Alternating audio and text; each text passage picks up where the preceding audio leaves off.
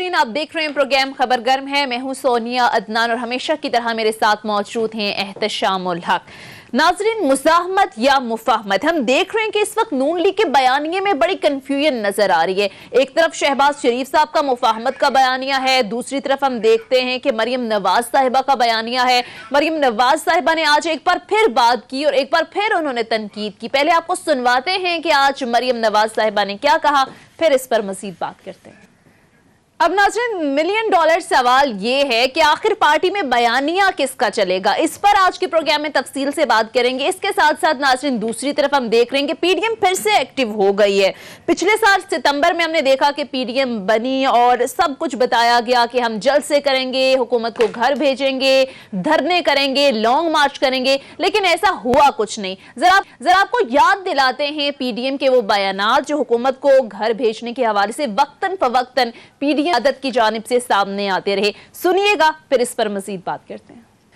तो जनाब, ये थे वो दावे, वादे और बयानात जो कि पीडीएम की क़यादत वक्तन फवक्तन हुकूमत को बाहर निकालने के हवाले से करती रही। और फिर हमने देखा कि पीडीएम के लोग आपस में लड़ पड़े, पीडीएम से पीपल्स पार्टी निकल गई, एएनपी निकल गई, और अब एक बार फिर से वही बयानात जो हैं वो रिपीट हो रहे हैं। एक बार फिर से पीडीएम की क़यादत ये दावा कर रही है। मौलाना फजलुर रहमान कल कह रहे थे कि इमरान खान के दिन गिने जा चुके हैं। तो अब जो पीडीएम बनी है पीपल्स पार्टी और एएनपी के बगैर, इसके मकासद क्या हैं और क्या अचीव कर लेगी पीपल्स पार्टी के बगैर ये जो पीडीएम है, इस सारी सूरत हाल पर बात करेंगे। इसके साथ साथ नाज़रीन, बलोचिस्तान के हवाले से कल प्राइम मिनिस्टर इमरान खान साहब की जानिब से बड़ा अहम बयान दिया गया कि बलोचिस्तान के नाराज लोगों से मुज़ाकरात किए जाएंगे, बलोचिस्तान जो असलियत पसंद हैं उनसे बातचीत की जाएगी। आज फवाद चौधरी साहब ने भी इस हवाले से बात की और कहा कि नाराज बलोचों को मनाने के हवाले से लाए अमल जो है वो तैयार किया जा रहा है। ये कितना अहम होगा और बलोचिस्तान में अमन अमान की जो इस वक्त सूरत हाल है, इसके लिए खासकर ये जो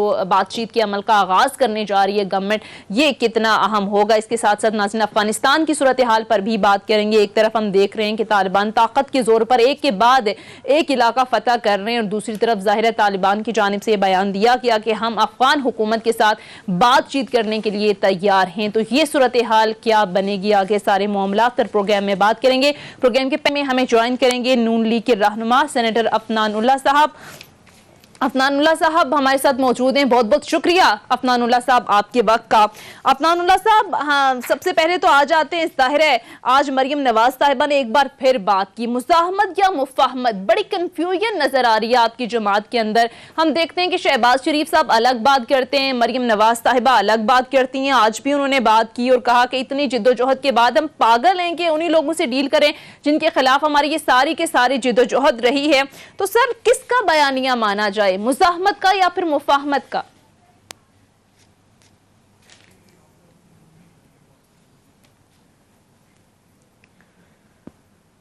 जी अफनान साहब, आप हमें सुन सकते हैं? जी अफनान साहब, हमें सुन सकते हैं? चलें, अफनान साहब की तरफ जाएंगे, लेकिन अगर एहतशाम साहब आपकी तरफ ही मैं आऊँ, आपसे ही आगाज़ करें, तो मुज़ाहमत या मुफाहमत, बड़ी कंफ्यूजन नज़र आ रही है इस नून लीग के अंदर बयानिए में। तो आपको क्या लगता है मुस्तकबिल में किसका बयानिया चलने वाला है? देखिए सोनिया, पिछले चंद माह से और ख़ास तौर पे 2-3 महीने से मैं ये कह सकता हूँ कि जी जिस तरीके से मरियम नवाज साहबा का मूड तारी होता है उन पे बयानात का, वो बयानात देती हैं, ट्विटर पे बड़ी एक्टिव हो जाती हैं। फिर कभी कभार नवाज शरीफ साहब का बयान आता है, अगरचे वो खामोश हैं। और सवात के इलेक्शन में भी जो जलसा हुआ पीडीएम का, वहाँ पे भी सुना गया और बताया गया था कि खिताब करेंगे, लेकिन ऐन वक्त में कहा जाता है उनको मना कर दी गया। किसने मना किया है? शहबाज शरीफ साहब ने मना किया। क्या उनकी बात प्रिवेल की है या उनको खुद एहसास हुआ है कि इस स्टेज पे बोलना ठीक नहीं है? देखिए, अब सूरत हाल जिस तरफ जा रही है, अब जो खबरें आ रही हैं, अंदर की खबरें आ रही हैं, मैं आपको बता सकता हूँ सोनिया कि शहबाज शरीफ साहब कहते हैं मुझे फ्री हैंड चाहिए और ये आधा तीतर और आधा बिटेर वाला मामला नहीं चलेगा। अगर मुझे क़यादत दी गई है तो फैसले मैं करूँगा, लीडर ऑफ दी अपोजिशन के तौर पर भी और पार्टी के हेड के तौर पर भी।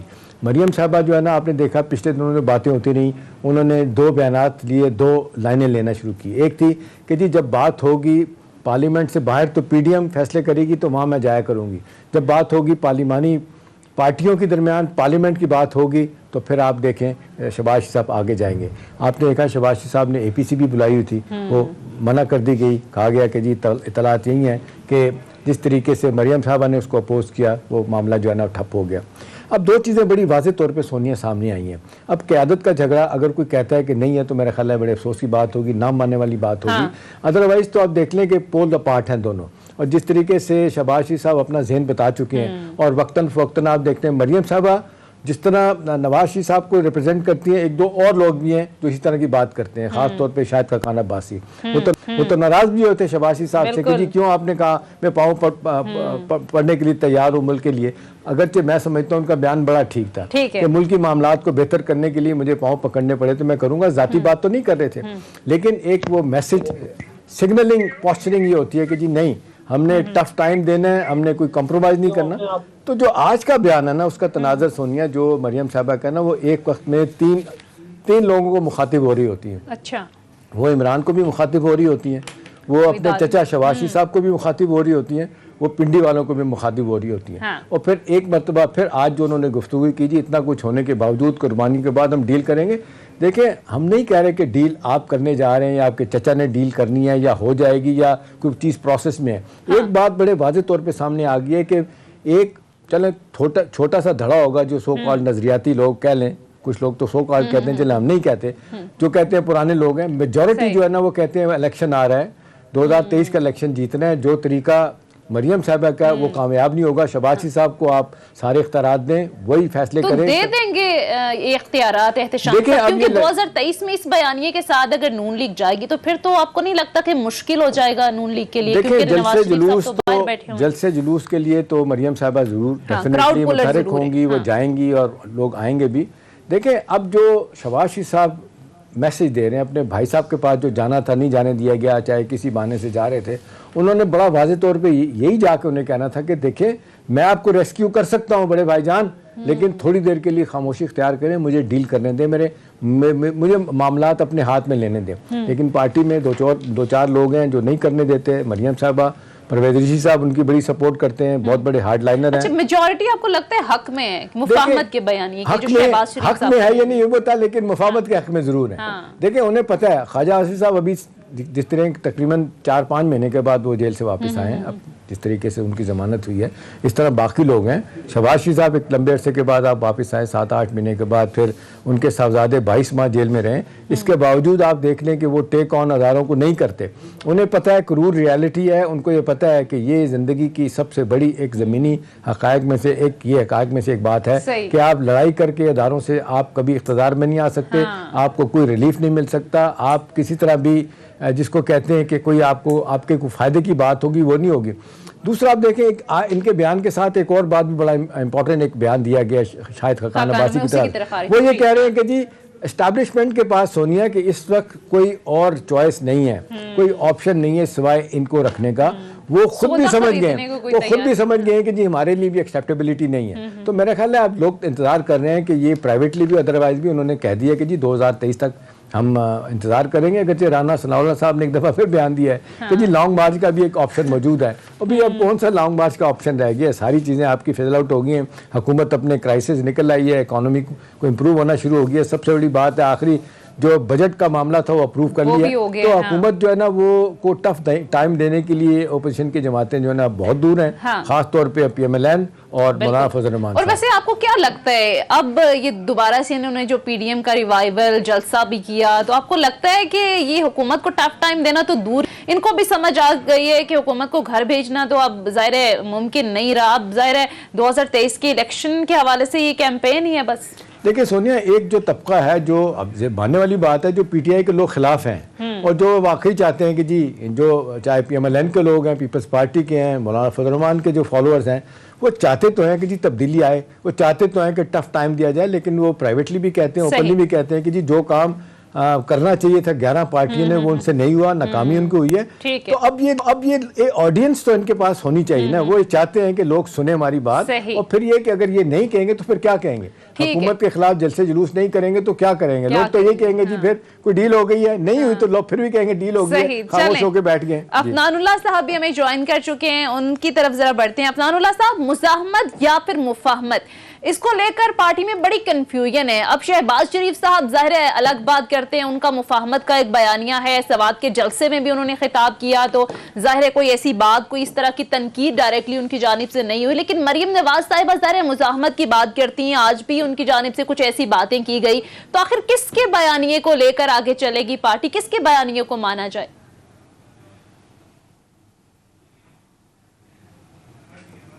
जी, अफनान साहब से राबिता मुनक़ता हो गया है। जी एहतशाम साहब, आप बात कर रहे थे कि पीडीएम के रिवाइवल के हवाले से ना पीपल्स पार्टी है ना एनपी है, आपको लगता है कि ये इनके अब मकासद क्या हैं, किस लिए अब ये दोबारा जलसे जुलूस कर रहे हैं? देखिए सोनिया, अब सूरत हाल ये हो गई है कि पीपल्स पार्टी बिल्कुल साइड लाइन हो गई है। हाँ। और पीपल्स पार्टी के कल के जलसे का आप देखें जो खिताब किया बिलावल भुट्टो ने, वो तो उन्होंने पीटीआई को भी और पीएमएलएन को दोनों को ललकारा है और दोनों को एक ब्रैकेट में लेके आ गए हैं। वो तो अब ये तासर ये दे रहे हैं कि जी ये दोनों जमातें कुछ और हैं, हम ही हैं जो रेस्क्यू कर सकते हैं, हम ही जमहूरियत के फ़रोग के लिए बात कर सकते हैं, ह्यूमन राइट्स की बात कर सकते हैं, मीडिया की आज़ादी की बात कर सकते हैं, एक्सटर्नल चैलेंजेस से हम ही निपट सकते हैं।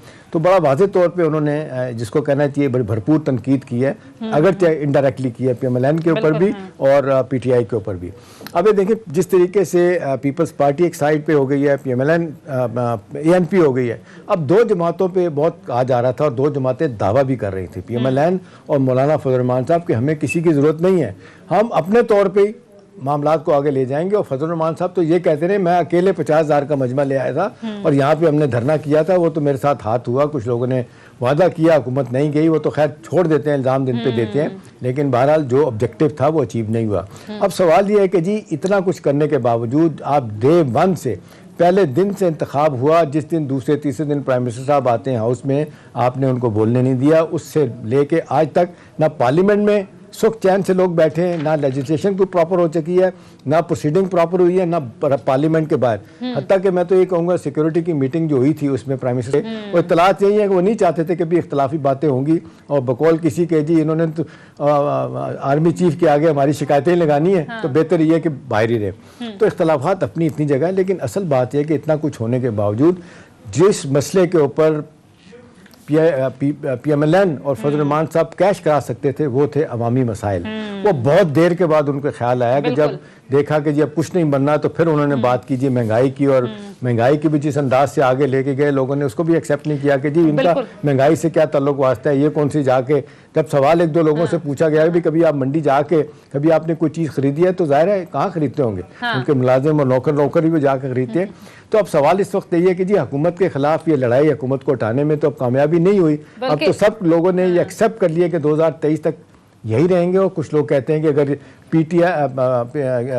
ओपोजिशन मुतहिद ना हुई तो 2023 का इलेक्शन भी पीटीआई जीत सकती है। ठीक है, और हमने देखा कि हुकूमत कमजोर होने के बजाय एहतशाम साहब मजबूत हो गई, सारे जो पीडीएम का सारा ये सिस्टम चलता रहा।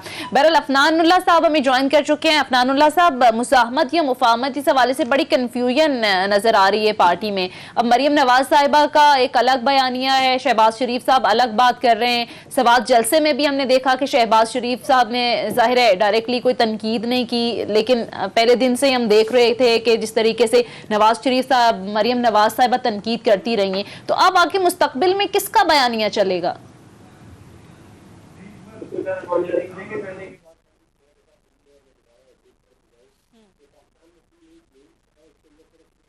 बयानिया चलता है, उसका नाम मियां मोहम्मद नवाज शरीफ है और इसके अलावा किसी का बयानिया नहीं चलता, वो मियां मोहम्मद नवाज शरीफ साहब का ही बयानिया करता है। अब इसके अलावा हमारी पार्टी में बहुत सारे धड़े हैं, बहुत सारे ग्रुप्स हैं, बहुत सारे लोग हैं जो मुख्तलिफ सोच वाले लोग हैं, और वो इसी तरह ही होता है एक बड़ी पॉलिटिकल पार्टी के अंदर, और हर कोई अपने हिसाब किताब से अपनी सोच के हिसाब से अपने मामला चलाता है।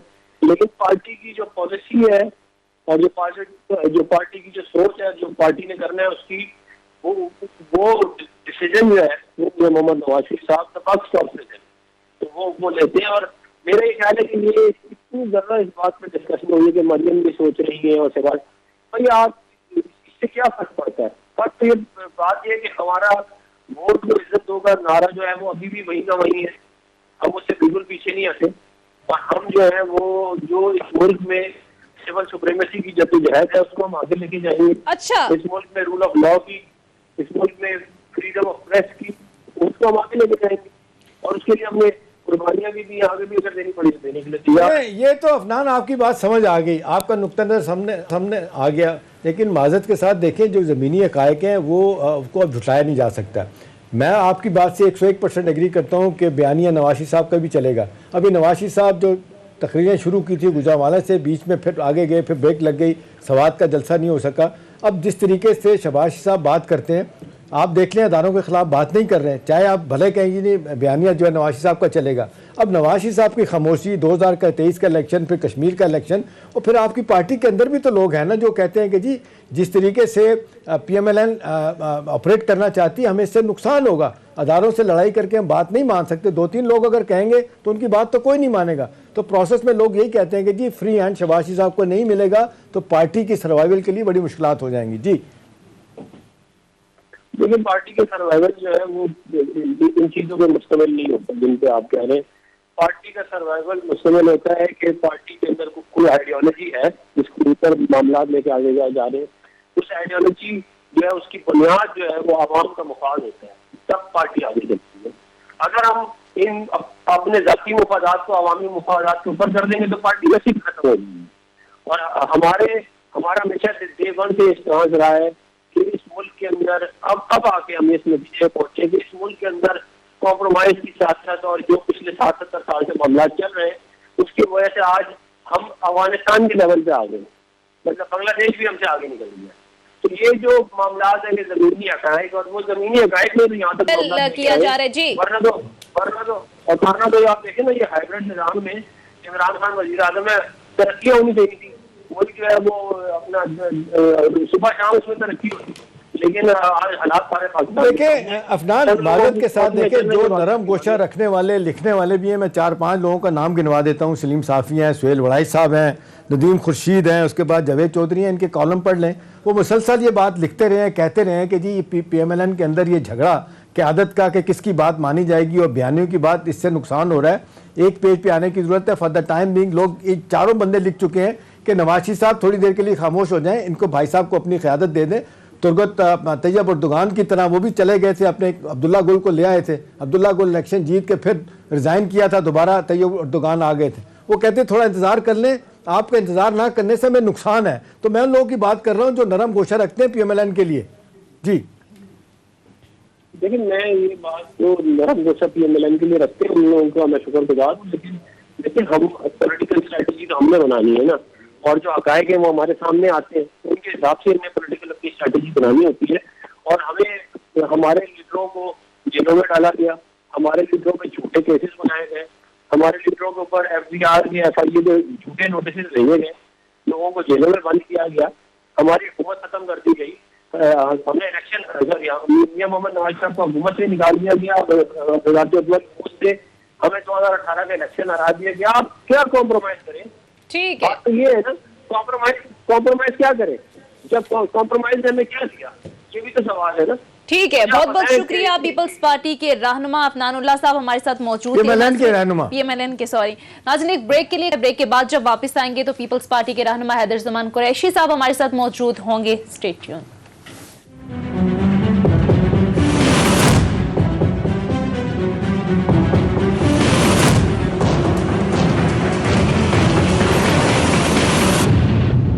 ब्रेक के बाद खुशामदीद। पीपल्स पार्टी के रहनुमा हैदर ज़मान कुरैशी साहब हमें ज्वाइन कर चुके हैं। हैदर ज़मान कुरैशी साहब, बहुत बहुत शुक्रिया सर आपके वक्त का। गुज़िश्ता रोज़ हमने देखा सवात में PDM ने जलसा कर लिया पीपल्स पार्टी के बगैर ही, तो कैसे देखते हैं आप, क्या समझते हैं सर, अब क्या मकासद हो सकते हैं इनके? हमने देखा कि हुकूमत को टफ टाइम देना था, घर भेजना था, वो तो सब हो नहीं सका, इस्तीफे तो दिए नहीं, तो आपस में आप लोग लड़ पड़े, तो अब मकासद क्या हो सकते हैं? मैं आपका सवाल नहीं सुन पाया, प्लीज जरा रिपीट कर देंगी? जी हैदर ज़मान कुरैशी साहब, PDM से मुताल्लिक ही सवाल किया आपसे कि जाहिर है पीपल्स पार्टी के बगैर PDM ने अपना पहला जलसा कर लिया है। जब PDM बनी तो जाहिर है बड़े बड़े दावे वादे थे, बड़े बड़े बयानात थे कि हुकूमत को हम टिकने नहीं देंगे, घर भेजेंगे, इस्तीफे देंगे, धरने देंगे, ऐसा तो कुछ हुआ नहीं। आप लोग तो आपस में ही हमने देखा कि लड़ पड़े, आपस में इल्जाम तराशी का एक सिलसिला शुरू हो गया। अब पीपल्स पार्टी NP के बगैर आपको क्या लगता है, क्या मकासद हासिल कर लेगी PDM?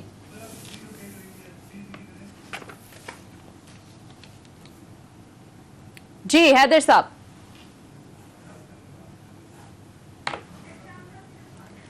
देखें, जो आप सवाल पूछ रहे हैं सोनिया, देखें कल बिलावल भुट्टो जरदारी साहब ने जो कल आज़ाद कश्मीर में 3-4 दिन के लिए गए हैं इलेक्शन कैंपेन के लिए, उन्होंने जो बयान दिया है वो बड़ा खौफनाक बयान दिया है। अच्छा, उन्होंने ये कहा है एग्जैक्टली।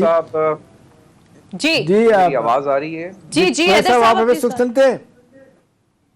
अच्छा, देखिए, पाकिस्तान पीपल्स पार्टी ये समझती है कि पीडीएम हमारे बगैर, जो पीडीएम का जिसे आप जलसा कहते हैं, चले मान लेते हैं वो जलसा था, वो उस जलसे में क्या आपको कोई ऐसी बात नजर आई जिससे वो हुकूमत के मुतल्लिक रोड मैप दे रहे हो? कोई सिमत नजर आई? यकीनन नहीं नजर आई।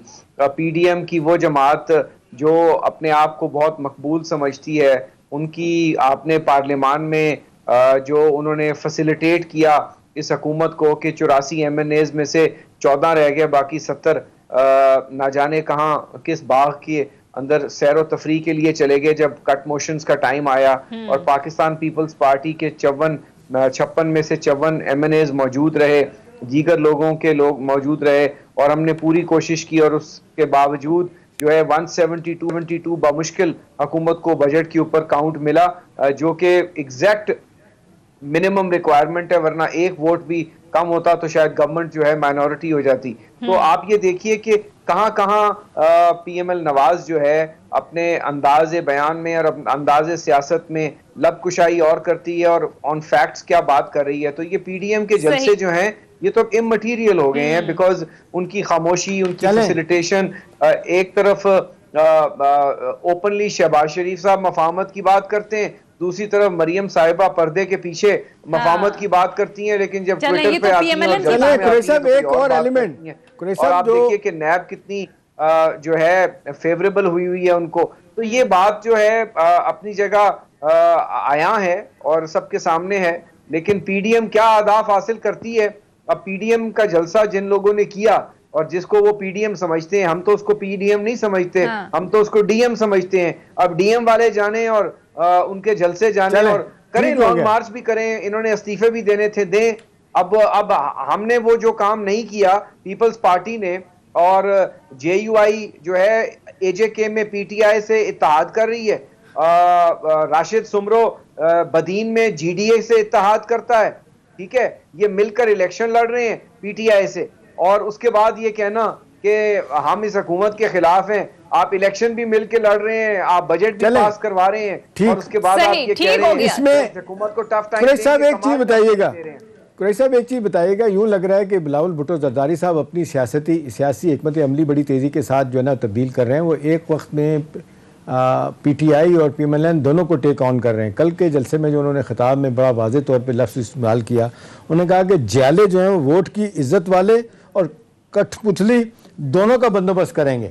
अब देख लें, वोट की इज्जत दो वाले नवाज शरीफ के लोग हैं और कठपुतली आप इनको कहते हैं। तो सवाल इस वक्त यह है कि क्या दोनों को एक वक्त में टेक ऑन करके अपने ऑब्जेक्टिव, अपने अहदाफ हासिल कर पाएंगे आप लोग? हेलो जी, ठीक है। दरज़मान कुरैशी साहब से भी कोशिश करेंगे, एहतशाम साहब के अब आवाज आ रही है? आवाज आ रही है जी, अब आ रही है, बीच में शायद ऑडियो। अच्छा, मैं ये पूछ रहा था कुरैशी साहब कि सियासी हिकमत अमली बड़ी तेजी के साथ लगता है कि बिलावल भुट्टो साहब अपनी तब्दील कर रहे हैं। वो पीटीआई और पीएमएलएन दोनों को एक वक्त में टेक ऑन कर रहे हैं। कल के जलसे में उन्होंने कहा कि हमारे जो जाले हैं वोट की इज्जत वालों को और कठपुतली दोनों का बंदोबस्त करेंगे। तो ये तो दोनों के साथ लड़के आप समझते हैं कि अपने अहदाफ सियासी तौर पे हासिल कर सकते हैं आप लोग? एहतशाम साहब देखिए, आपका बड़ा अच्छा सवाल है। आपको अगर याद होगा कि गिलगित बल्दिस्तान के अंदर भी हमने जब अपनी इलेक्शन कैंपेन कर रहे थे तो एक आउटगोइंग गवर्नमेंट होती है और एक मरकज में हुकूमत है, और मरकज की हुकूमत की कारकर्दगी आपके सामने है।